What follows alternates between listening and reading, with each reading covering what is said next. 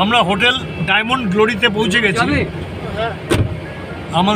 আমাদের এই যে হোটেল ডায়মন্ড গ্লোরি, আমরা মন্দারমণি ঢুকে গেছি।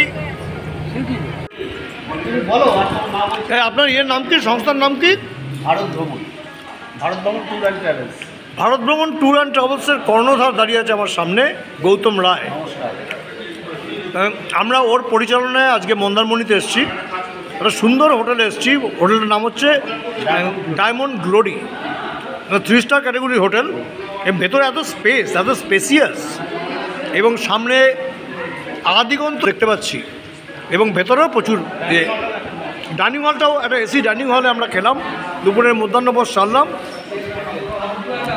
আমরা যে 1:15 এসে পৌঁছেছি, তারপরে উনি এত সুন্দর অ্যারেঞ্জমেন্ট করেছেন এত অল্প সময়ের মধ্যে, এই গৌতমবাবুকে ধন্যবাদ জানাচ্ছি। এবং আপনারা যদি কখনও গৌতম রায় ওনার সঙ্গে আসেন, তাহলে আপনাদের সুবিধাই হবে, নানা প্রিভিলেজ উনি দিয়ে থাকেন।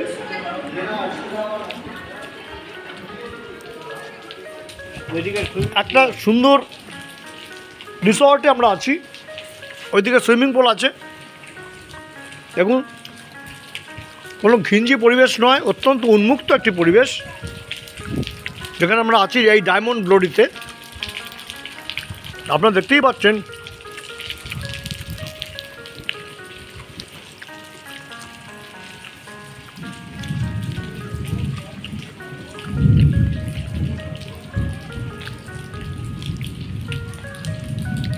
মেঘের গুরু গুরু শুনতে পাচ্ছেন, তার মধ্যেই আমাদের এই মন্দারমণি ট্যুর চলছে। এবং আমরা বৃষ্টি যদি না হয় তাহলে আর বর্ষা যাপন কি করে হয়। তা আমরা আজকে গৌতম রায়ের সঙ্গে আমরা বর্ষা যাপন করছি। এই দুটো বাসে আমরা এসেছি প্রায় 1:15 নাগাদ। এই আমাদের রুম 106 নম্বর রুম, পাশাপাশি উল্টো দিকেও একটা রুম আছে 105 নম্বর।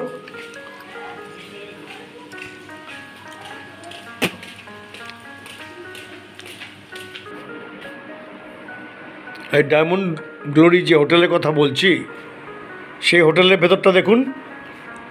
আমি রাতের বেলা তুলছি, সন্ধে হয়ে গেছে এখন। 2টো সোফা রয়েছে, একটা সেন্টার টেবিল, এটা হলো খাট, ফ্যান রয়েছে, এসিও আছে, একটা ওয়ার্ড্রপ রয়েছে, টিভি রয়েছে। এটা হলো বাথরুম, একটা বাথটবও রয়েছে, কমোড, গিজার। বাথরুমটি বেশ বড়, একটা বেসিন। এই ডায়মন্ড গ্লোরির একটি ঘরকে আমি দেখাচ্ছি। এই যে খাট, 3 জন স্বচ্ছন্দে শুতে পারে এমন একটি খাট।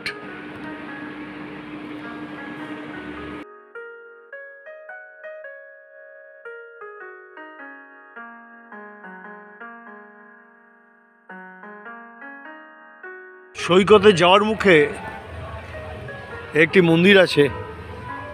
আমি তো দেখতে পাচ্ছি একদিকে মনসা আর একদিকে সরস্বতী। এই মন্দিরের পাশের রাস্তাটি দিয়েই এখানে কিন্তু একটা ছোটোখাটো পার্কিং জোন রয়েছে, এবং পাশে কিন্তু বাজার রয়েছে। বাজার বলতে বিভিন্ন মণিহারি দ্রব্যাদির বাজার, এবং এখানে একটা অটো স্ট্যান্ডও আছে, কার পার্কিং আছে, গাড়িও ভাড়া পাওয়া যায়। আর্য ইন্টারন্যাশনাল হোটেলের পাশ দিয়ে রাস্তাটা যে গেছে, সকালে ভালো করে দেখাবো আরও। এখানে কিন্তু একটা অটো স্ট্যান্ড রয়েছে এবং পার্কিং জোন, এটা মা মনসা পার্কিং জোন। এখানে বিভিন্ন গিফট সেন্টারের বিভিন্ন যে সমুদ্র নির্ভর যে সমস্ত দ্রব্যাদি, সেগুলো পাওয়া যাচ্ছে।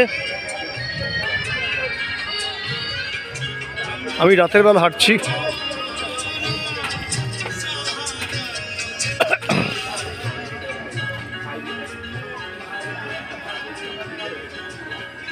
এই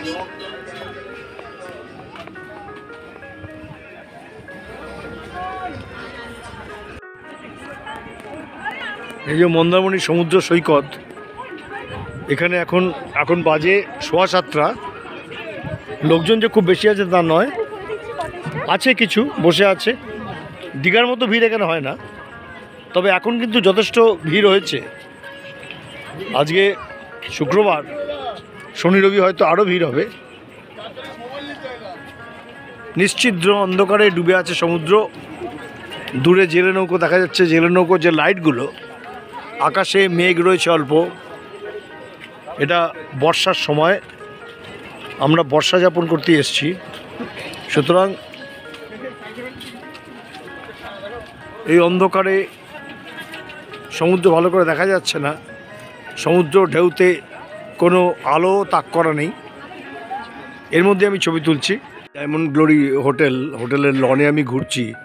সকালবেলা 7টা, 7:15 বাজে। আকাশে অল্প মেঘ রয়েছে। কি সুন্দর লনটা। এখানে হাঁটলে মর্নিং ওয়াক করুন, ইভিনিং ওয়াক করুন, কোনো অসুবিধা নেই। এখানে বসার জায়গা সব ভেতরে। এইটা রিসেপশন, ডান দিকে রিসেপশন।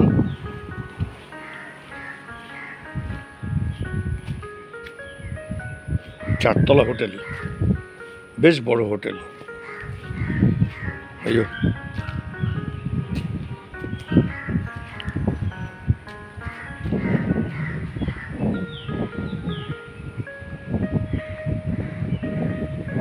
চারতলা হোটেল ডায়মন্ড গ্লোরি।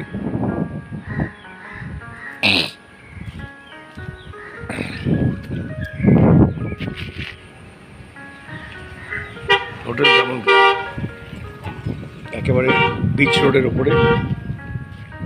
রিসোর্ট,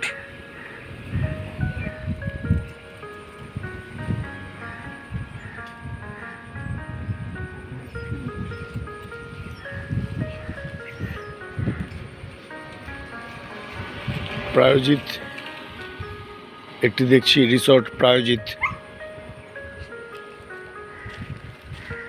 এই রাস্তা। হোটেল সাগরকুঠি, বেশ বড় হোটেল। আমাদের ডায়মন্ড গ্লোরির মতনই তিলোত্তমা হোটেল অ্যান্ড রেস্টুরেন্ট। এই রাস্তাটায় একেবারে লাইন দিয়ে হোটেল।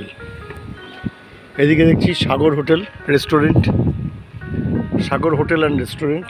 এই যে সি, এখান থেকে সি দেখা যাচ্ছে। আমরা সি এর কাছেই যাচ্ছি। এই যে মন্দারমণি সৈকত লেখা আছে।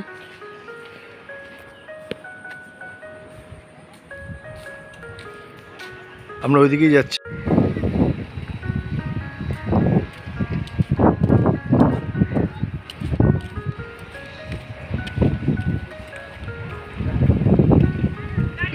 মনসা এবং সরস্বতী মন্দির। আর্য ইন্টারন্যাশনাল সমুদ্র সৈকতের পাশে একটি হোটেল, আর্য ইন্টারন্যাশনাল। আমি সমুদ্রের দিকে যাচ্ছি। এই মন্দারমণি সমুদ্র সৈকত আপনাদের দেখাচ্ছি। যে এই সমুদ্র সৈকতটিও পর্যটক পরিপূর্ণ হয়ে যাচ্ছে আস্তে আস্তে। আজ শনিবার, শনি রবি ভিড়টা বেশি হয়। আমরা কালকে এত ভিড় দেখিনি।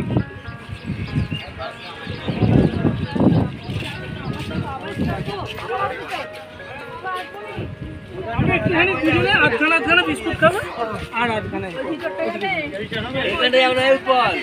ওইখানটা নাও নিয়ে যাচ্ছি।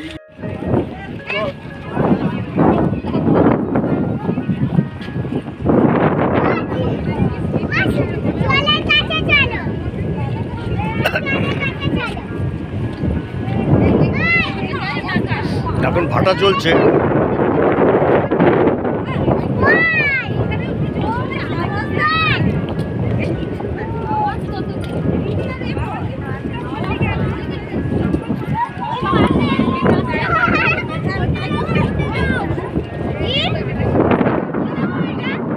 সূর্য উঠে গেছে অনেকক্ষণ, এখন ভাটা চলছে।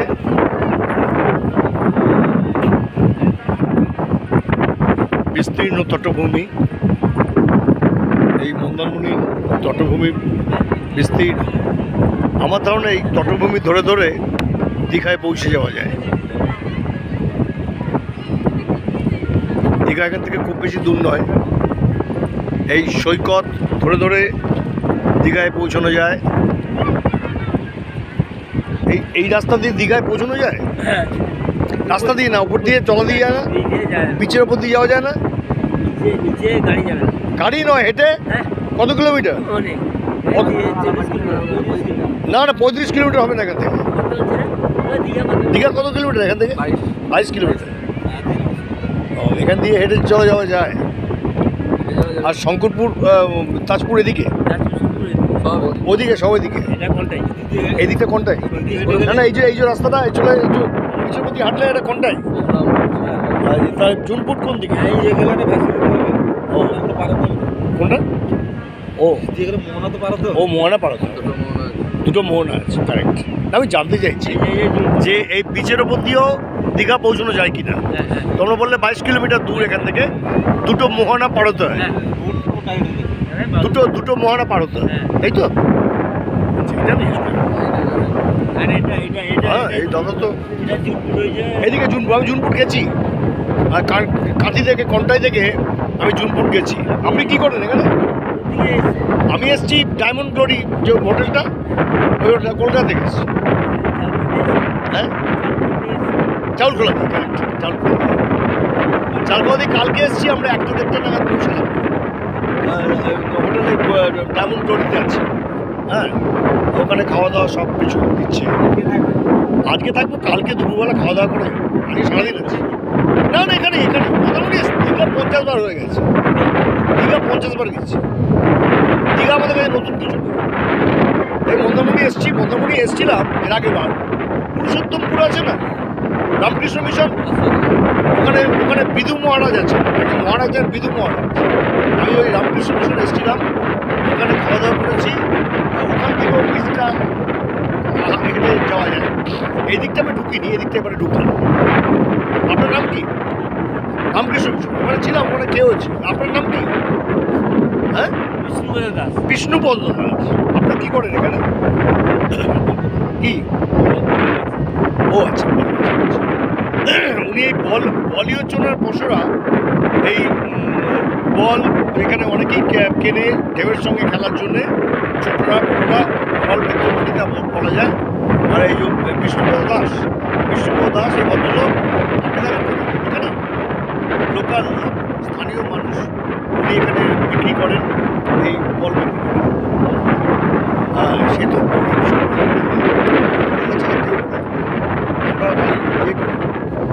অহংকার করি, অহংকারে কিছু ওপরওয়ালা ছাড়া সবাই করি, মালিক হচ্ছে ওপরওয়ালা একদম। আমরা কিছুক্ষণ আমরা কি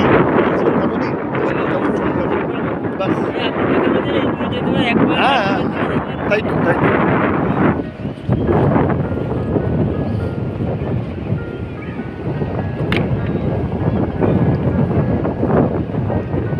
সমুদ্র সৈকতে আলাপ হলো বিষ্ণুপদ দাসের সঙ্গে, স্থানীয় মানুষ। উনি এখানে বল বিক্রি করেন, রবারের বল বা প্লাস্টিকের বল বলা যায়, যেগুলো সমুদ্রে ছুড়ে দিয়ে বাচ্চারাও যেমন খেলে, বড়রাও খেলে। আমি এই সমুদ্র সৈকত ধরে হাঁটছি। এই বাদিকটা হচ্ছে জুনপুট, কাঁথি, এদিকটা কাঁথি, জুনপুট। এখন মন্দারমণিতে প্রচুর হোটেল হয়ে গেছে। একটা সময় ছিল মন্দারমণিতে হোটেল সেরকম ছিল না।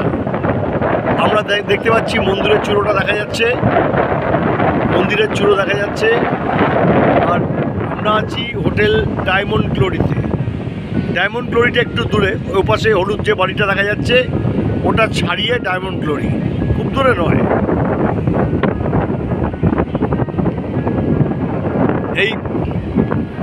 এই যে বেলাভূমি, এই যে মন্দারমণির বেলাভূমি, ওপাশটা আমি এখন যে দেখাচ্ছি, ওপাশটা দিয়ে কিন্তু দুটো মোহনা পেরোতে হবে।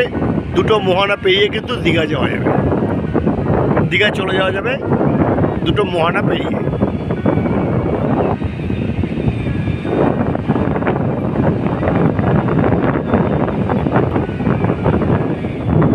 মেঘলা আকাশ, সূর্য মেঘের আড়ালে রয়েছে। মেঘের আড়ালে সূর্য আছে।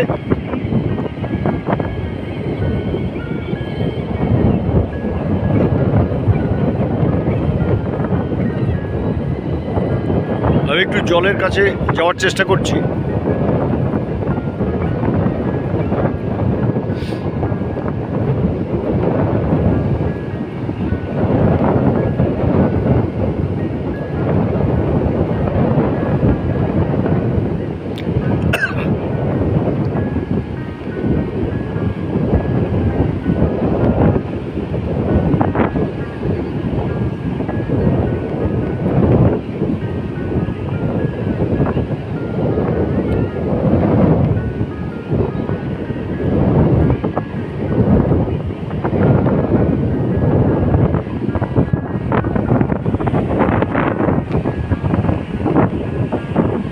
শুনেছিলাম লাল কাঁকড়া আছে মন্দারমণিতে, সেই লাল কাঁকড়া কিন্তু আমি দেখতে পাচ্ছি না। হয়তো আছে, ওরা তো মানুষের শব্দ পেলেই গর্তে ঢুকে যায় লাল কাঁকড়া।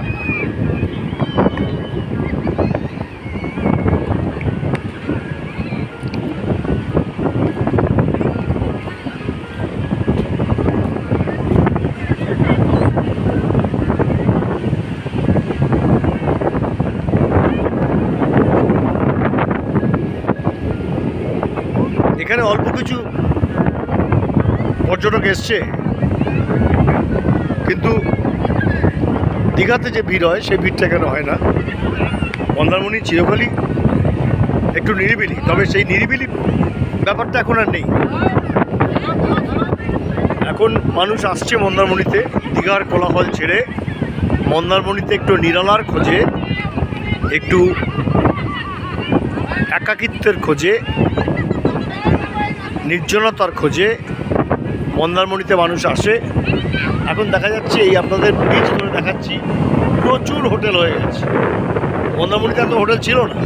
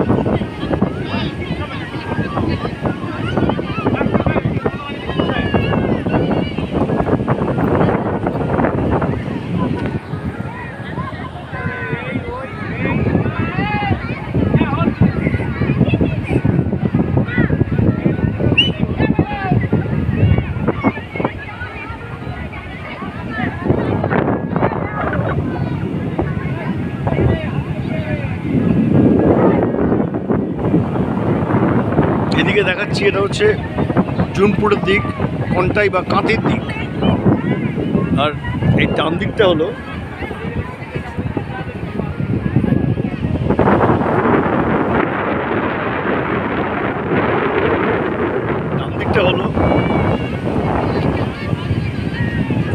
দীঘা, শঙ্করপুর, তাজপুর সব এর পাশে। আমরা চাউলখোলা হয়ে এই মন্দারমণি এসেছি। চাউলখোলার বাদিকে না ঢুকে যদি সোজা যেতাম তাহলেই দীঘা পাওয়া যেত। এখান থেকে 22 কিলোমিটার, যারা স্থানীয় তারা বললো এখান থেকে দীঘা বেশি দূর নয়, 22 কিলোমিটার।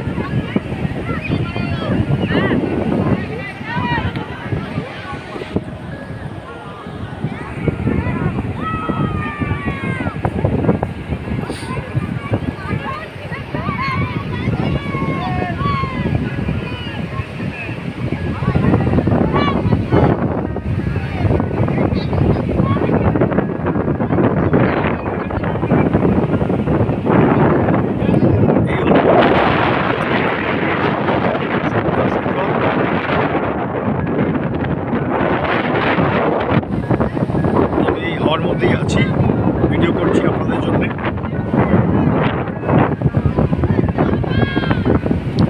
ভাসিয়ে আছে মেঘে।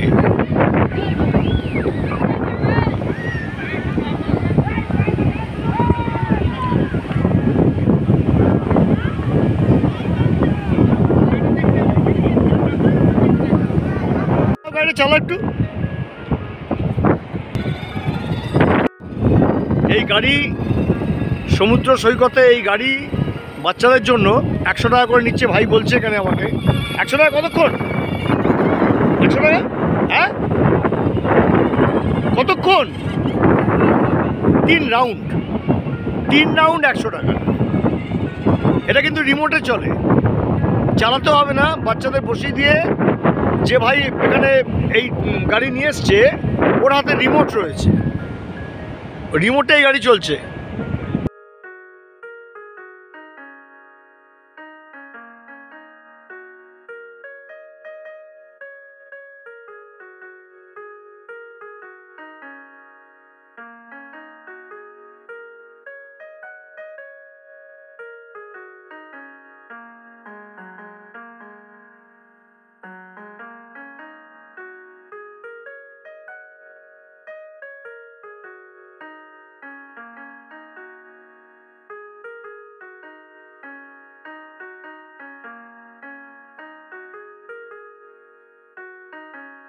আমি বিচ ধরে অনেকটা হেঁটে এলাম, একেবারে সমুদ্র সৈকতের ধারে ধারে প্রচুর হোটেল গজে উঠেছে। সেই মন্দারমণি আর নেই, যে সেই জনবিরল গুটি কয়েক হোটেল তাদের সমাহারে যে সমুদ্র সৈকত একদিন গড়ে উঠেছিল, এখন দেখা যাচ্ছে পর্যটকদের চাহিদাতেই বলবো এখানে কিন্তু রীতিমতো হোটেল গজিয়ে উঠেছে। এবং এই দেখতে পাচ্ছেন সমুদ্রের ধারে, আর এখানে ছোট ছোট রেস্টুরেন্ট, হোটেল রেস্টুরেন্ট করা বিচের ওপরে, একেবারে বিচের ওপরে। এখানে বসেও কিন্তু সকালবেলা লোকে আহার করছে, করছে এবং টিফিন করার জন্যই এটা রেখে রাখা হয়েছে।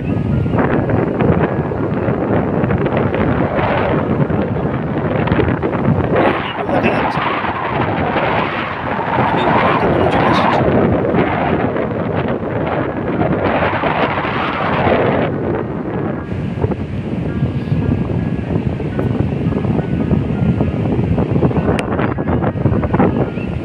আরেকটি ভাই বোধহয় ব্লগ করছে দূরে, সেই বিষ্ণুপদ দাস বল নিয়ে ঘুরে বেড়াচ্ছে। এই বলটাই তার পসরা, এই বিষ্ণুপদ দাস। ওখানে দেখতে পাচ্ছি একটা রাবারের নৌকো রয়েছে, স্পিডবোট বলা যায়। সেগুলো যারা সমুদ্রের একটু ভেতরে যেতে চান তারা ওই স্পিডবোটগুলো ব্যবহার করেন, ভাড়া পাওয়া যায়।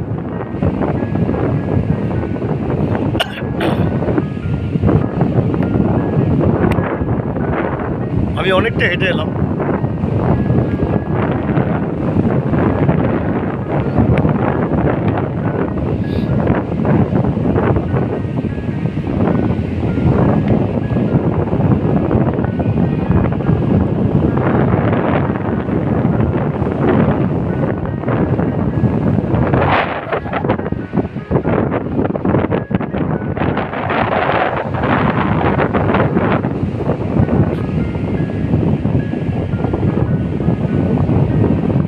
আমি অনেকটা হেঁটে এসেছি। ডাব বিক্রি হচ্ছে, ডাবের কিন্তু বিশাল দাম, 60-এর নিচে কথা বলছে না, মিনিমাম 60, 70, 80, 100 বলছে। 100 টাকার ডাবটা 3 জন মিলে খাবেন, এরকম সাইজ।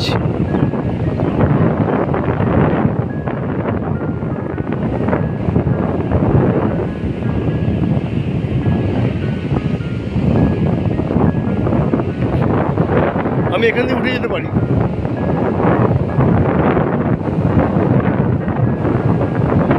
এখান থেকে উঠে যাওয়ার জায়গা আছে, অথবা ওই যে সাইকেলটা যাচ্ছে আমি ওখান থেকে যেতে পারি।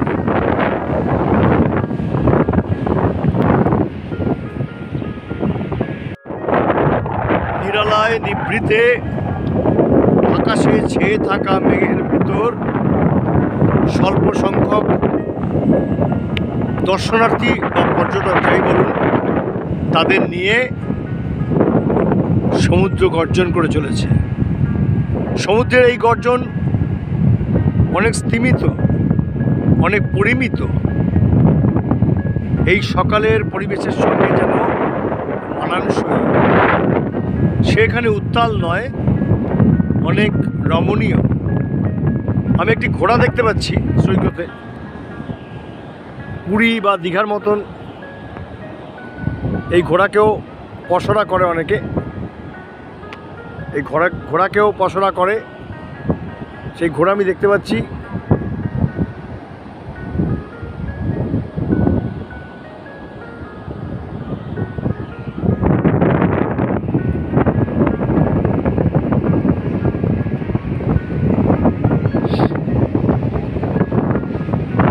আকাশ মেঘে ছেয়ে আছে, সূর্য মেঘের আড়ালে লুকোচুরি খেলছে এই সাগরের সঙ্গে। এই মন্দারমণির এই যে সৈকত, এই যে সমুদ্রের যে উদাত্ত ভাব, এখানে এলে মন ভালো হয়ে যায়। আপনারা মন্দারমণিতে এসে যদি নিরিবিলিতে বা নিজের মতো করে কোলাহলের যে অনুষঙ্গ সেটাকে এড়িয়ে যদি আপনি সমুদ্র সৈকতে একা একা চলে আসতে পারেন, তাহলে আপনি নিজেকে খুঁজে পাবেন, নিজের আমিকে খুঁজে পাবেন। এই আমিকে খোঁজার প্রতি যাদের ঝোঁক, তারা কিন্তু একা একাই সমুদ্র সৈকতে বেরিয়ে পড়েন, একা একা ঘোরেন, প্রকৃতির সঙ্গে একাত্ম হতে চান। আমি এমনই একটি বিচের ওপর দিয়ে হেঁটে যাচ্ছি, যেখানে আশেপাশে লোক খুব কম আছে। আমি হাঁটছি আর ছবি তুলছি আর দেখাতে চাইছি এই সমুদ্র সৈকতের যে বিশালতা, যে উদাত্ত ভাব, সেই ভাবকে আমি দেখাতে চাইছি। এদিক দিয়ে একটা রিক্সা চলে গেল, তার মানে এদিক দিয়ে বেরোবার রাস্তা বোধহয় আছে মনে হয়। এখনও সে রাস্তা আমি দেখতে পাচ্ছি না।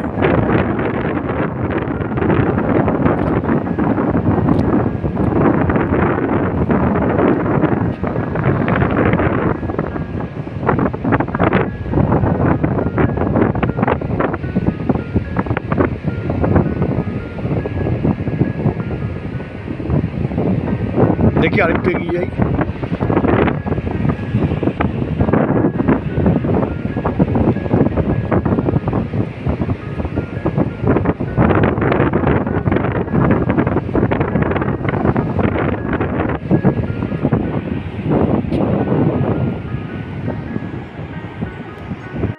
কটেজ টাইপের হোটেল, সুন্দর কটেজ টাইপের হোটেল। এটার নাম হচ্ছে ব্লু লেগান। আপনারা এখানে এই ফোন নাম্বারে বুক করতে পারেন, কলকাতা থেকে বা যে কোনো শহর থেকে।